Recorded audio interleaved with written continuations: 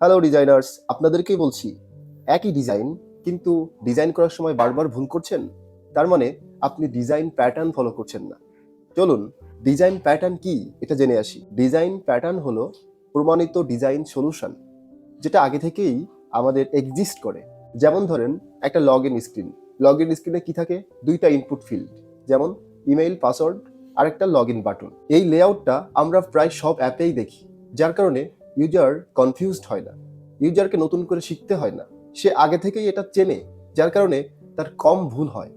এটাই একটা design pattern. আমি যদি আরো সহজভাবে একটু বলি, যেমন নোটিফিকেশন আইকনটা সবসময় উপরের ডাইন পাশে, সার্চ আইকন উপরে হেডারে, তারপরে কার্ট আইকনটা উপরে থাকে।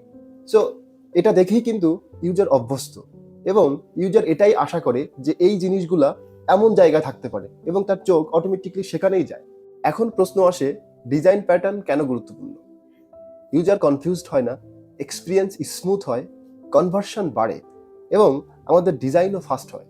কারণ আমাদের নতুন কোনো কিছু চিন্তা করতে হয় না, নতুন কোনো কিছু তৈরি করতে হয় না। আমরা অনেক সময় মনে করি, যদি আমি নতুন কিছু তৈরি করি তার মানে এটা ভালো ডিজাইন। না, ভালো ডিজাইন মানে যে জিনিসগুলো অলরেডি আছে সেগুলোকে সঠিকভাবে ব্যবহার করা।